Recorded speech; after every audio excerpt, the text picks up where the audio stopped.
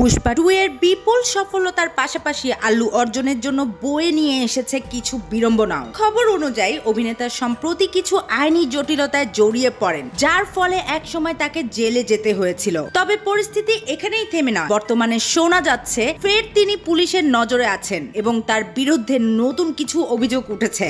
এরই মাঝে আল্লু অর্জুনের বাড়িতে হামলার ঘটনা ঘটেছে, যেখানে ব্যাপক ভাঙচুরও হয়েছে। পুলিশ ইতিমধ্যে এই ঘটনার সঙ্গে জড়িত 8 জনকে আটক করেছে এবং তদন্ত শুরু করেছে। সামাজিক মাধ্যমে ছড়িয়ে পড়েছে আল্লু অর্জুনের বাড়িতে হামলার ভিডিও, যেখানে দেখা যায় একদল মানুষ প্লে কার্ড হাতে নিয়ে বিক্ষোভ দেখাচ্ছেন, কেউ বা আবার বাড়ির পাঁচিলে উঠে ঢিল ছুড়ছেন ভেতরে। অভিনেতার বাড়িতে ভাঙচুর হওয়ার খবর পেয়ে তাৎক্ষণিক ছুটে যায় স্থানীয় পুলিশ। ওসমানিয়া বিশ্ববিদ্যালয়ের প্যানেলের সদস্যরাই এই হামলা চালিয়েছে। রবিবার হায়দ্রাবাদে আল্লু অর্জুনের জুবিলি হিলসের বাসভবনে বিক্ষোভকারীরা ভাঙচুর চালানোর পরে অভিনেতার বাবা আল্লু অরবিন্দ ভারতীয় গণমাধ্যমকে জানান, যারা তার বাড়িতে হামলা চালিয়েছে তাদের বিরুদ্ধে মামলা দায়ের করা হয়েছে। সে সঙ্গে কয়েকজনকে পুলিশের হেফাজতে নেওয়া হয়েছে।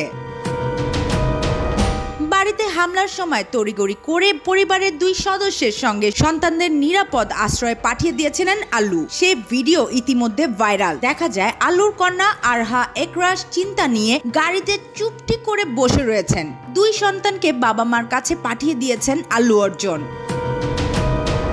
আল্লু অরবিন্দ বলেন, আজ আমাদের বাড়িতে কি ঘটেছে তা সবাই দেখেছেন, তবে সময় এসেছে সে অনুযায়ী কাজ করার। এখন আমাদের কোনো বিষয়ে প্রতিক্রিয়া জানানো সঠিক সময় নয়। পুলিশ দোষীদের ধরে নিয়ে তাদের বিরুদ্ধে মামলা দায়ের করেছে। এখানে কেউ গোলমাল করতে এলে পুলিশ তাকে ধরে নিয়ে যেতে প্রস্তুত। এই ধরনের ঘটনাকে কারো প্রশ্রয় দেওয়া উচিত না। প্রসঙ্গত, বাণিজ্য ওয়েবসাইট স্যাকনিং অনুসারে পুষ্পা 2 তৃতীয় সপ্তাহে দারুণ ব্যবসা উপহার দিয়েছেন। তিনি পুষ্পা 2 করে 72.3 কোটি টাকা আয় করার গর্ব করতে পারে এমন চলচ্চিত্র উপহার দিয়েছেন ভারতকে। মেহনাজ খান, বাংলা টিভি।